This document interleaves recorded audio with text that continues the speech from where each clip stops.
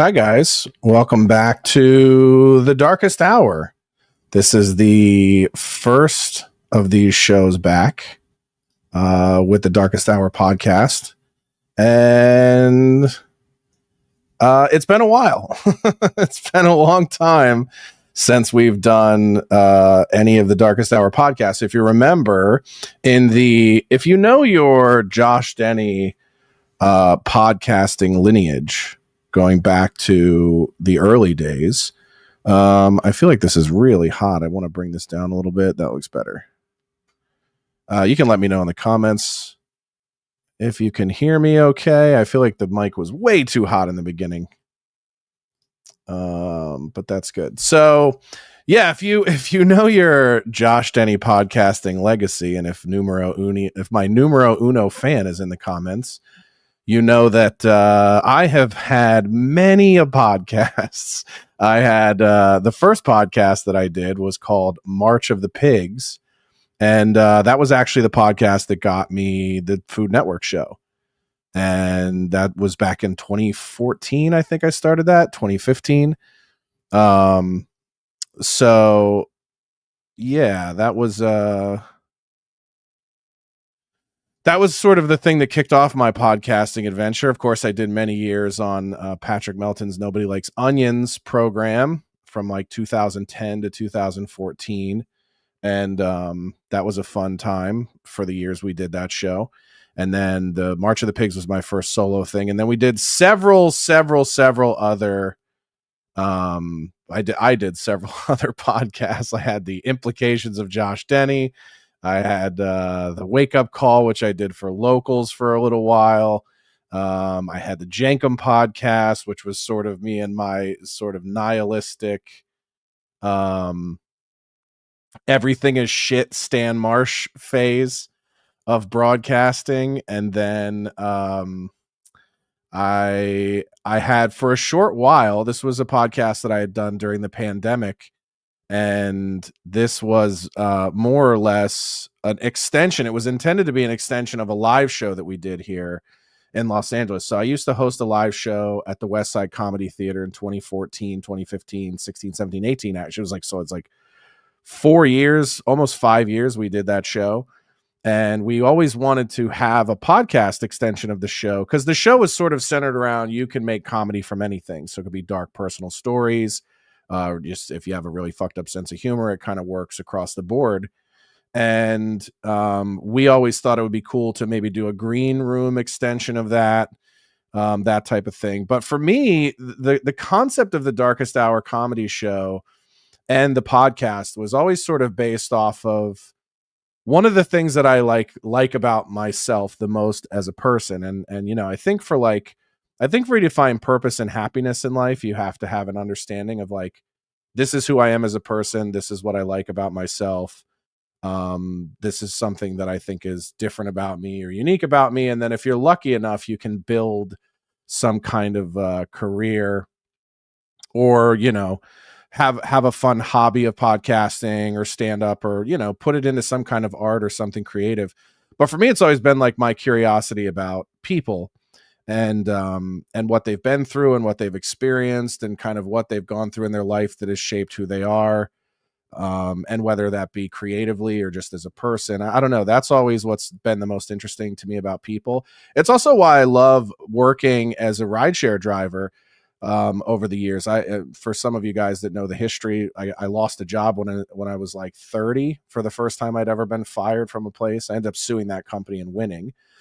But I started working as an Uber driver at the time, just to sort of make ends meet. And I've really fell in love with it from the perspective of like being forced to meet strangers you otherwise would never meet. And, you know, in the early days, people were very, very talkative. Like back in the day, it was like a cab. It would be taxi cab confessions. People would confide in you their darkest secrets, or I don't know about darkest secrets, but you know, people would like almost treat you like a therapist. Sometimes they'd tell you about their day. They'd maybe tell you about their life or their relationship, different stuff that they had going on. This hair is bothering me right here. So yeah, you really just got to immerse yourself in people. And that's what I always sort of loved about that work. And I feel like it informed my work as a comic. I've had several bits over the years that came directly from conversations with strangers, or even, things that I've overheard from strangers. And it's what's been cool about that is I've always had that as a part-time job to lean on if work got thin or if times got tough or whatever, except for the pandemic when everything sort of shut down. Then it was like off the table. But going back to the format of the show, I've always really seen this show as like a vehicle for that curiosity. So as we bring this show back and do it more and more, I want this show to be about exploring people and what they've been through, their stories, not necessarily like celebrities or famous people or other comedians. And it's not necessarily, the episodes might not all be Chuckle House, where you're always trying to make fun of dark shit, but that's the intention, right? Is to try to either be informed by what people have experienced in their lives, just to understand them better, or to have some sort of point of connection with a person, or maybe something creative does come out of it. Maybe you come up with a funny bit, or you come up with an interesting idea, or I was spending time with a friend a couple months back who visited for a weekend, and my time with her was like, gave me a great idea for a movie. And so I've been working on writing that for the last several weeks on and off, despite interruptions. So that's that's kind of the gist. That's the gist of what this show was always meant to be. And with a lot of hope and care what it'll be going forward. And there might be episodes like this one where something happens in the world, like we all know what went down this week, and I decided to jump on here and just share my thoughts with you guys about what I think or what I see, and how I feel about it. So if you've been living under a rock,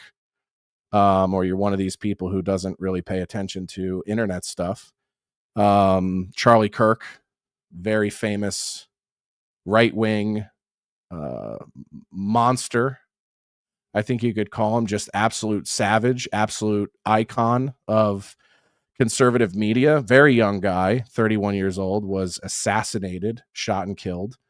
And I think at this point, everybody's probably seen the horrific video of it. Definitely not going to show it on this show. I think I've seen, and if I'm speaking for everybody, I think I've seen it more than I need to in my lifetime, more than I care to. But I agree with Sam Hyde. I think everybody has to see it. I think you have to be faced with sort of the brutality of how fragile life can be, and how quickly it can end or be taken away from you. So I think, as gruesome as it was to watch, I'm sort of grateful that I had to see it, because it just reminds you how quickly life can be taken away from any of us. And that's a horrific crime that took place, that took his life. But there are also situations every day to try to maintain perspective that people have random accidents every day that result in death or major disfigurement or whatever. And there is this sort of reminder of like, dude, our life is just this thing that we sort of take for granted all the time. And until you have some sort of near death experience, whether it be an accident or you get sick, you get a cancer scare or whatever, it's really hard to understand the fragility, or to experience that sense of mortality and feel the fragility of what human life is like, until you go through something like that, or you experience something like that. So pretty horrific thing. I've pretty much spent the last 2-3 days. I did jump on a stream Wednesday night with my friend Robert Herr, who hosts a show called Washcast. And it sort of felt appropriate because we spent election night together, myself and Carl Spitali and a bunch of other conservative people on Washcast, kind of going through election results. And we were following a lot of Charlie Kirk and his team's coverage. So when he asked me to be a part of the sort of memorial show Wednesday night to talk about it, I was like, sure, absolutely. And, there were moments of that where it quickly devolved into people's takes and everything else. And, ultimately, I think everybody was really sad. And I've spent the last 3 days since then just talking with friends of mine in the space, A lot of you guys, most people that follow me on social media know me one of a couple ways. So you either know me as a comedian because you know me from other podcasters that you follow that are comics. So like you either know me through the world of Gavin McInnes, and Anthony Cumia and some of the work I've done with those guys, touring on our different stand-up tours that I've put together for us over the years. There are a lot of people who know me through some conservative Twitter spaces. I do a lot of hangouts with Pirate Radio on Thursdays, and when I was up in the mornings early enough, I would do some stuff with fuck, why can't I remember the name of their show? It's gonna bother me, but early morning, very early morning X Space that I used to jump on all the time. And obviously I haven't been on in a while because I can't even remember the fucking name of it. But very welcoming group of conservative people. And obviously I do a lot of stuff on there with my buddy Brandon Strock, the founder of Walkaway. And he's also been nice enough to include me in a lot of his political events. We did WalkaCon last year. We did his roast. I was supposed to be at the Los Angeles event this year, but was very, very sick from our show about a week before.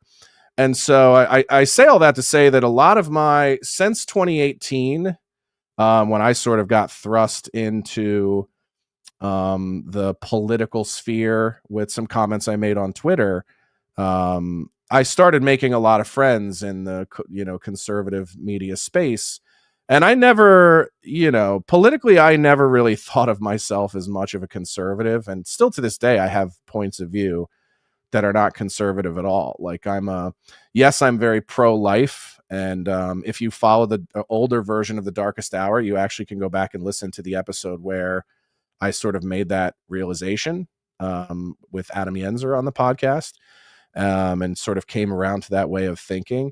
But I was always sort of like a left-leaning libertarian in my mind, where, I'm pro-universal health care, pro streamlining entitlements into something like UBI instead of having welfare and child, support and all these different things where I feel like there's probably tons of stealing that happens.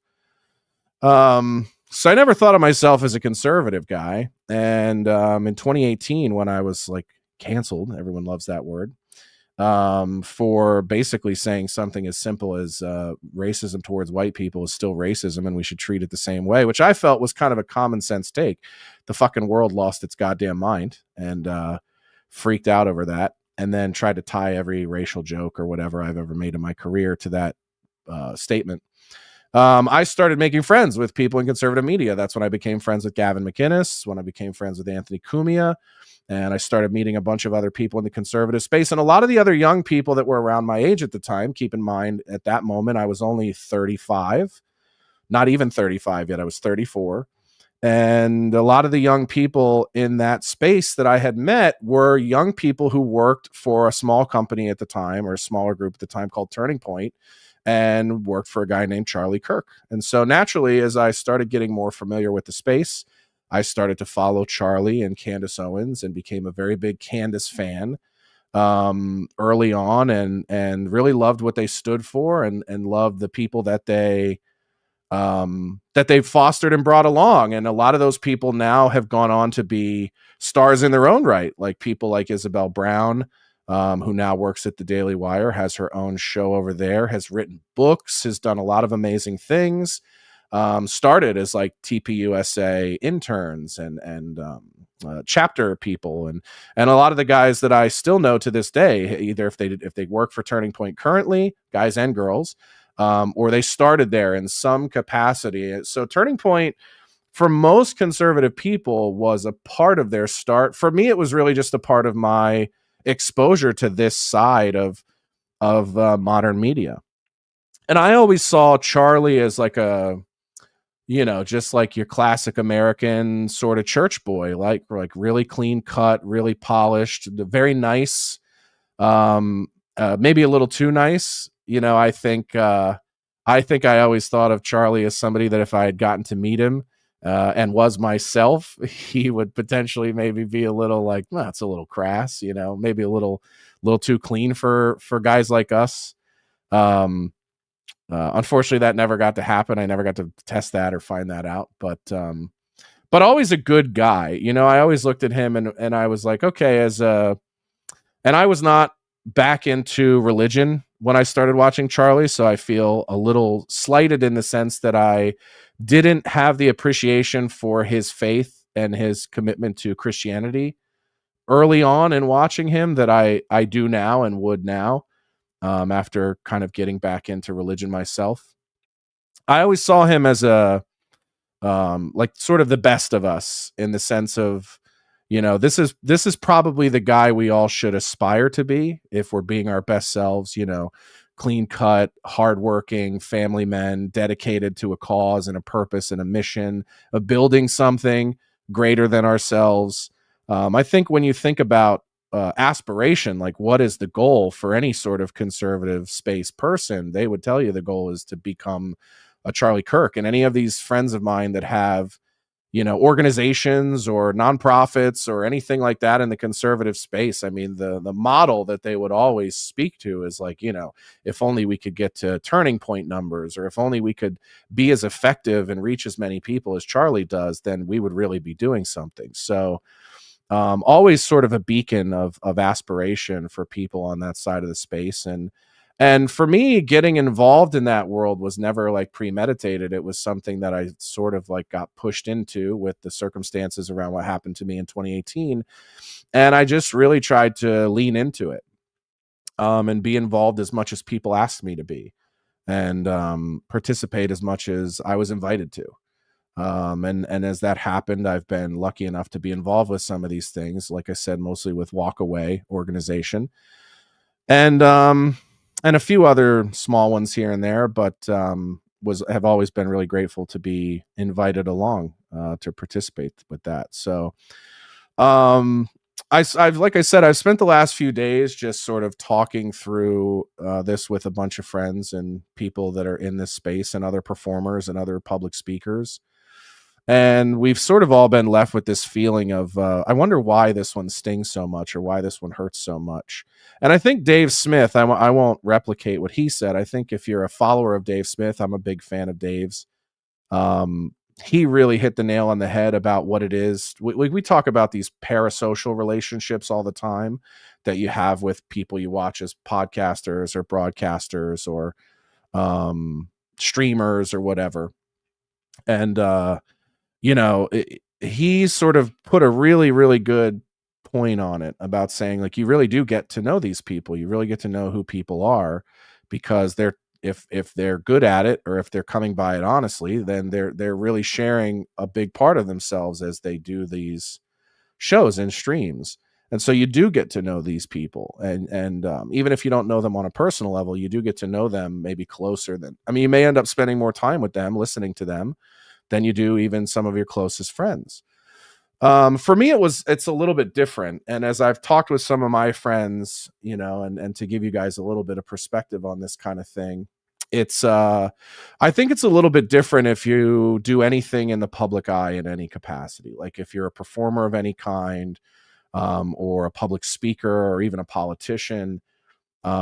This is something, and I tweeted about this, and Dana Lash, the former head of the NRA, was nice enough to share it, and a few other I think Seb Gorka shared it.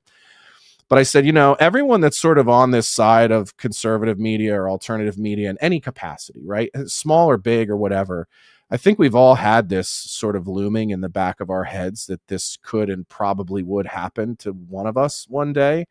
You know, and I you know, not to go through a forced ranking of who we would put at the top of the list, but certainly if you're a Nick Fuentes or an Alex Jones, or even my buddy Gavin McInnes, Milo Yiannopoulos, like any of these people, and Coulter, any of these people who have been, you know, really vocal figures at the top of the pyramid at one point, they've either had their lives threatened verbally or written in a written form, whether it be mail or email or messaging, or even face to face. I mean, you know, the infamous one that I can recall, Gavin McInnes in New York in 2018, when the Proud Boys were sort of sneak attacked by Antifa, jumped by Antifa, and had to sort of fight for their lives and defend themselves, and then remembering how warped that got in the media. that this brutal group of white supremacists was in an altercation in New York, as if these guys were going around looking for Antifas to beat up,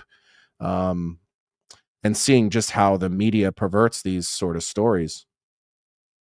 But regardless, if you're in that space at all, you've at some point you've had the thought of, could something happen to me because of what I'm saying or what I'm speaking about? And certainly people can be critical and go, "Hey man, you're small. Nobody gives a fuck about you." And I'm sure that's a sentiment out there that people can have. But I can tell you that, I was in a 12-year relationship up until November of last year, and the reason I mention the span of time is that when we met, I was not in the public eye at all. We met in 2011, started hanging out and became friends. We started dating in 2012. And at that time, I had released a couple of CDs as a comic. I had a few YouTube clips out there. I had never had any sort of public exposure whatsoever. So our life was very different when we met than it became over time. And in 2018, after I'd gotten a TV show and had some success and people started to know who I was a little bit, on the Food Network, when the cancellation thing happened in 2018 was really the first time I'd ever gotten a large degree of online hate and death threats and violence and things like that. And so what I shared on X was like, there's something unique about people who have had to have real scary conversations with their partner or their wife or their husband or their significant other about the danger of being a public person in any way. And also how that affects them, because I don't think people realize, but maybe they do. But in today's society, it doesn't stop at the public figure. They go after your family, they go after your friends, they'll go after your job if you have one. And so there were some very, very hard times in my relationship at that time. And we were about 6 years into the 12, where that became very real, where the dangers that I was putting myself in were also possible dangers for my partner and the person that I was living with and was the most prominent person in my life. That's a real scary proposition. It's also something that if I'm looking back on, I would say, was it the end of but it was the start. I think that stress, I think that if I'm being honest, the pressure of that was the start of the end of the relationship, and definitely put a lot of, I guess, undue pressure, unexpected pressure and undue pressure on it. And on my side, for many years after that, I carried a tremendous amount of guilt about putting somebody in that position who didn't ask for it. And it wasn't something I had set out to do, but it was also not something I considered. I didn't intend to become hated by a ton of people on the internet, but I also didn't really act as if I gave a shit if that happened either. So it's one of those things of you can set out, you can still be reckless, not setting out to do something on purpose, but still be responsible or have to be responsible for the collateral damage that it may cause. It's like a manslaughter thing. You didn't intend to kill somebody, but somebody did die. So you still own that too. And it sort of felt like that in some ways. And I by feeling, and also I'll say that guilt was also manipulated and exploited throughout the rest of our relationship together. And so it was sort of it was definitely a cancer, that I think in the beginning thought, this is probably something we can get over with time.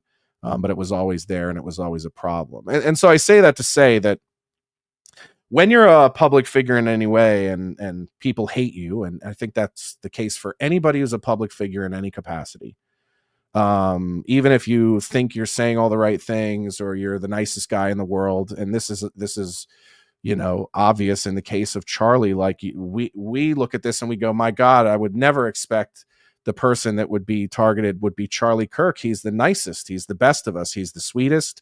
He's the most reasonable. He's the most polite. And so you sort of left with this feeling of like, man, if somebody could hate that guy enough to kill him, we're all fucked. We're all doomed.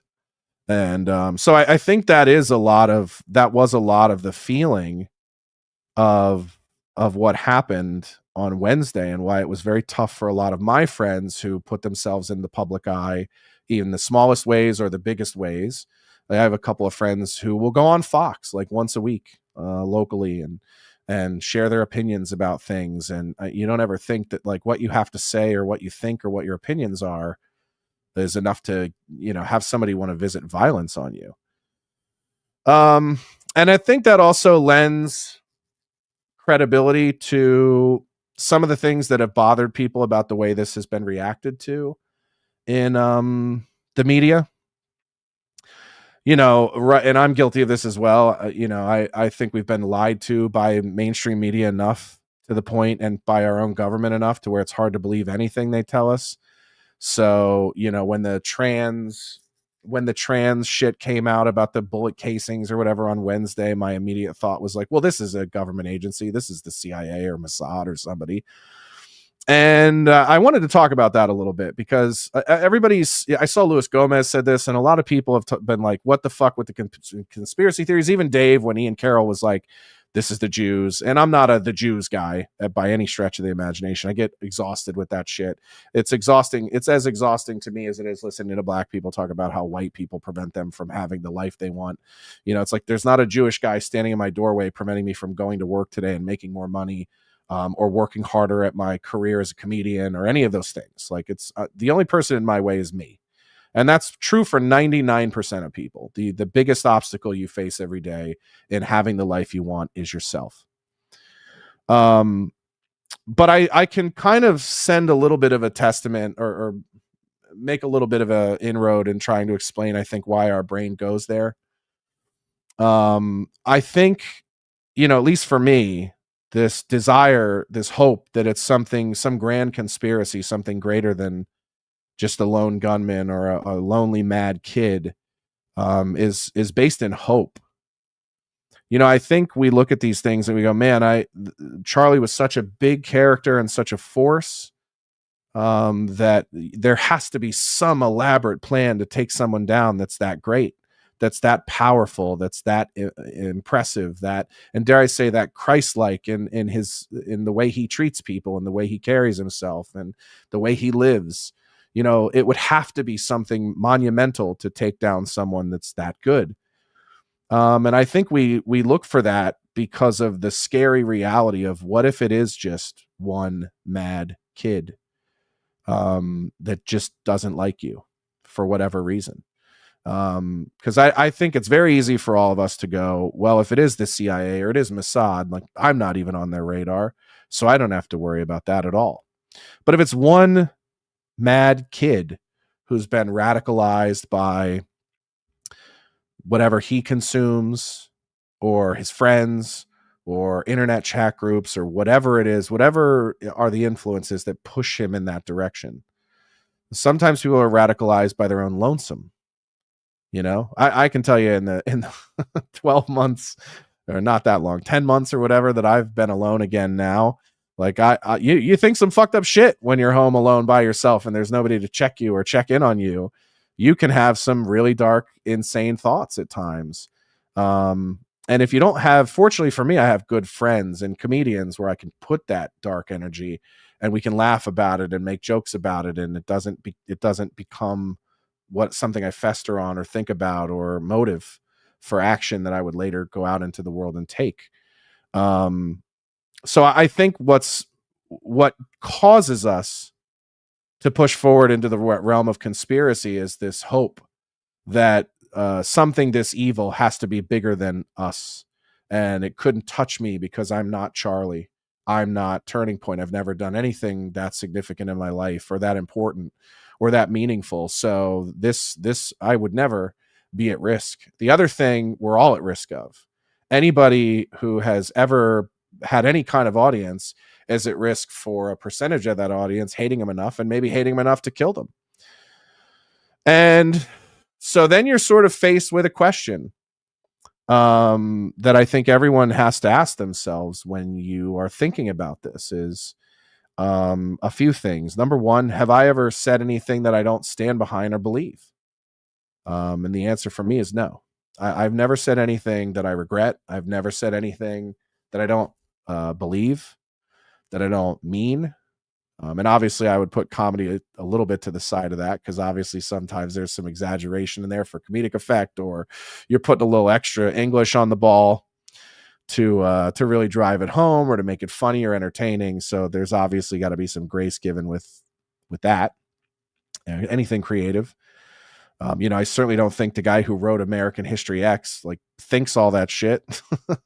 And if you know him, if you've seen him, he's the complete opposite, total peace, love, sort of anti-Vietnam hippie of a guy.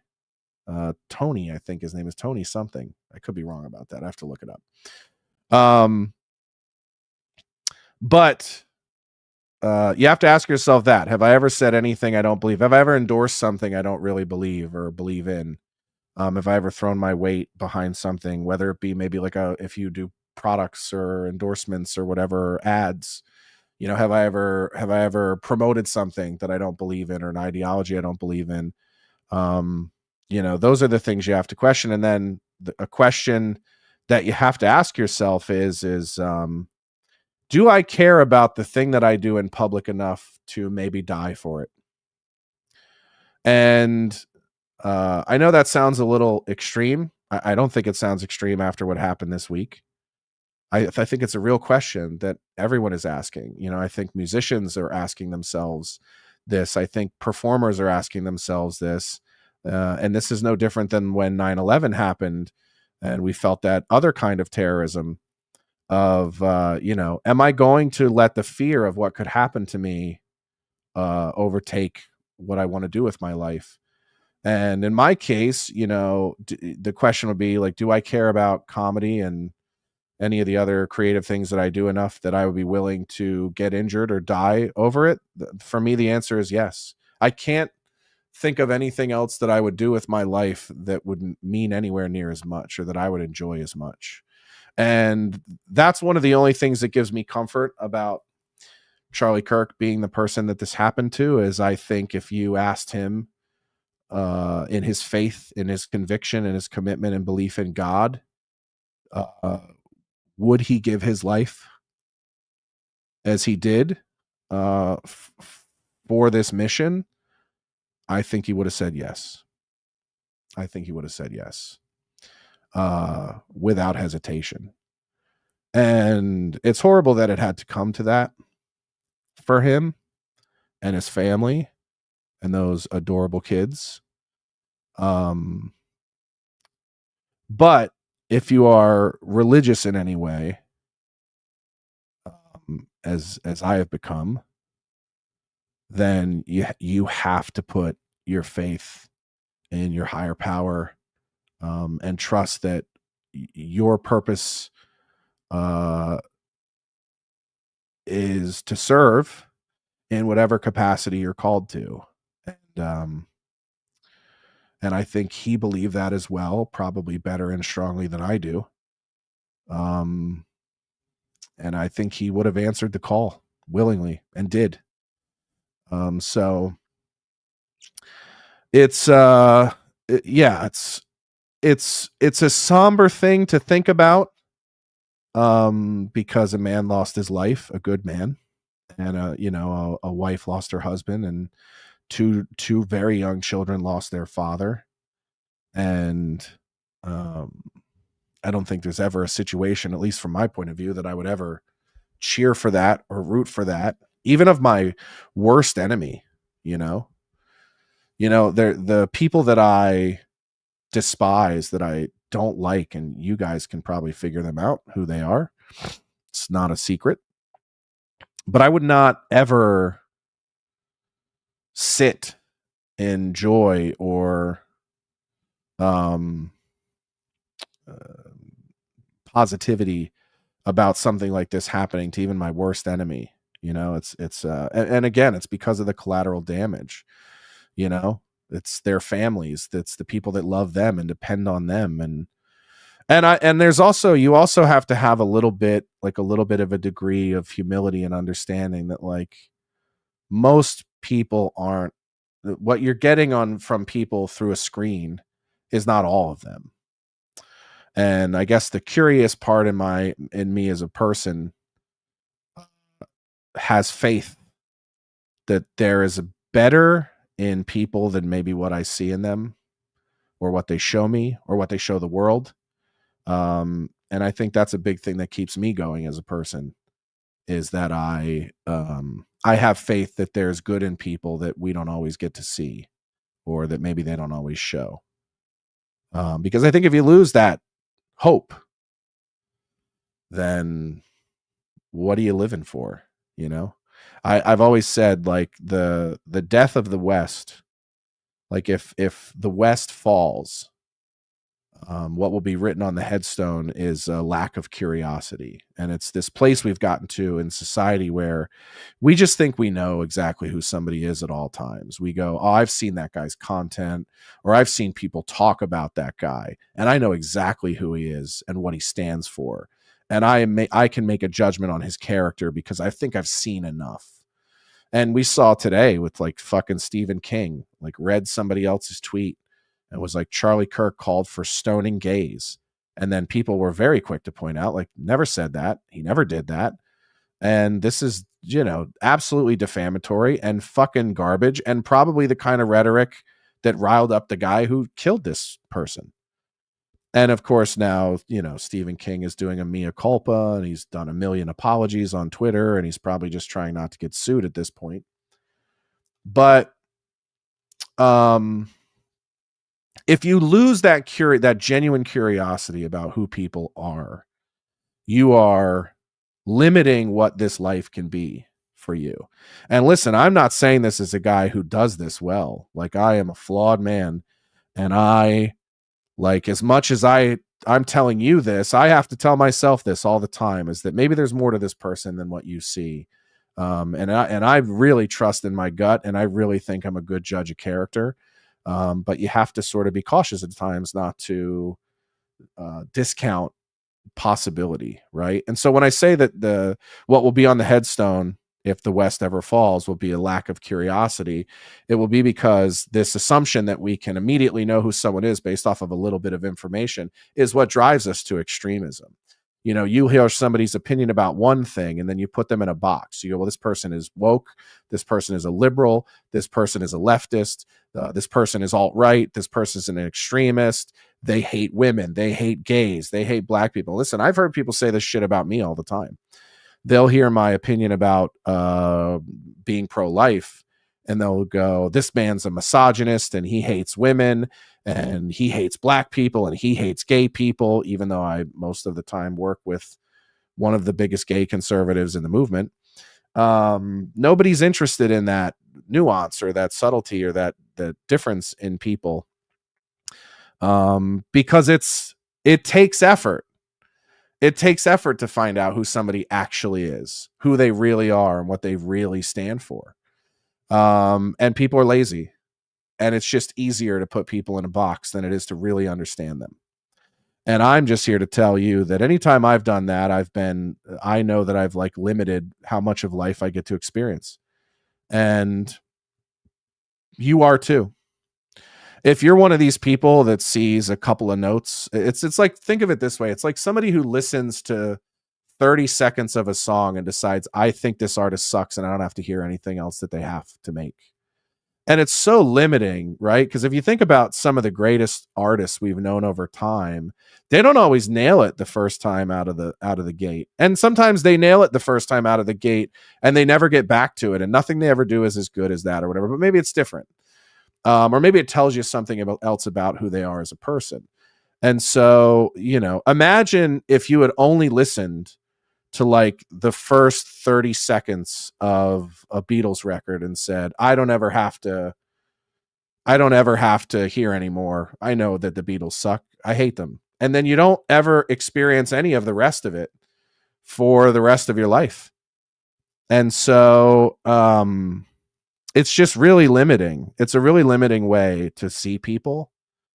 And it's actually where a lot of the division lives and comes from. Where people just sort of, they see a little bit, they see a few seconds of somebody's life or a snapshot or a video clip, or they see a clip of somebody else covering that person. And they go, I know who this guy is. I don't need to know anything else. And I fucking hate this person, or I love this person. I mean, it's kind of insane to live that way. So that's really the only message I have, coming out of this, is if you take anything away from this week, it is two things.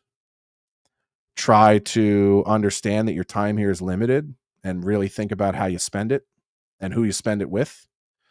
And the second thing is make sure you give yourself enough grace and the people around you enough grace to really show you who they are before you make life-altering decisions based on a little bit of information. It's and to try to have empathy for the kid in this situation. His life is over because he thought he saw enough of Charlie Kirk to end his life, and basically give up any fucking future this kid would have had doing anything, because he had so much hate for this person, which was probably based on a little bit of information, and not the full picture of who Charlie Kirk was as a person. So that is that. I appreciate you guys tuning into this. I haven't been looking at comments because I've been trying to maintain my train of thought. If there's anything here good, I'll throw it up. Let's see. Here's a question. Oh, this is a good one. Do you ever think you'll do live events again, considering the possible danger to your life? I think I addressed that. First of all, I know you're being facetious, that nobody cares. And it's like, yeah, the people all the time, like, we don't care enough to want to kill you. We just love watching you eat shit all day. Okay. This has always been a fear or a possibility, and it's never prevented us from doing it. So when I say us, I mean me and the people that I travel with and tour with. But I don't speak for them. And so we will see. But from my perspective, I'm not changing anything. I'm not doing anything different. Let's see. Clips of, I know Josh originally as an eater. I saw this one earlier. Yeah, great comment. 5 stars. That is how most people know me, as a big old fat piece of shit. Let's see. Somebody said, not sure if I ever heard Josh mention Charlie's name ever before. Yeah, listen, man. A lot of the people that are in that sort of center right part of what we do, I've been very critical of them, and I'll be the first to admit that. One of the things I didn't like about people like Charlie, and I'll throw Ben Shapiro in there, and even Tucker Carlson while he was on Fox, up until he covered our story. But even then, didn't cover Gavin's involvement in it, so that felt pussy. I've always had an issue with the center right or mainstream right, because I feel like they don't involve people like more so Gavin and Anthony, or even Fuentes, into the conversation, because they love to be able to stand to their left.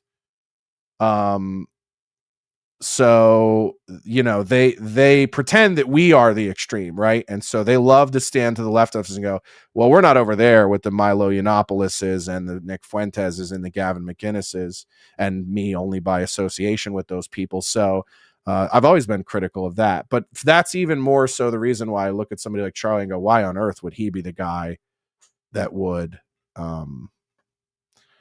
absolutely bear the wrath of somebody's hatred to this degree? So yeah. Let's see. Where is Spit? Where's Carl? Yeah, we're gonna get in. We're gonna talk about that. We're gonna segue right into the big uglies here in a minute. Are you gonna watch Biggest Problem? Yes, definitely gonna watch Biggest Problem. Vito's been on quite a tear. Yeah, we'll probably talk about Vito at the big uglies here in a little bit. Let's see. Yeah, that's about it. Abby Shapiro. Mike Hunt said, Abby Shapiro. No, I can get behind her. I don't even know if she's real. I see these things about Abby Shapiro and she's supposed to have big tits or something, but that always looks like AI to me. Is that even really his sister? Is that a real person? I don't know. I've always felt like that's like not even a real thing. So pretty crazy. But yes. So big Darkest Hour. This is something I'm going to try to put out once a week. There is a Patreon. There are links. I'll have them in the bio on my X and on some of these other social media pages. And we'll get moving on new episodes of this. But these are going to be, I think a little bit more sort of like real conversations and, hopefully sort of rewarding conversations with people. So, I'd love to have people come on and talk about tragedy that they've turned into comedy and all that type of stuff. And I hope it's interesting for you guys, but for me, it's interesting for me. So I'm going to keep doing it. And, it's kind of, wasn't planned to bring this back this week in what might be the darkest hour in America in a long, long time. But, here we are. And in a weird way, it felt like, well, I guess this is the time to bring it back. So thank you guys for tuning in and checking the show out, and stick around. We'll be right back with a new episode of The Big Uglies.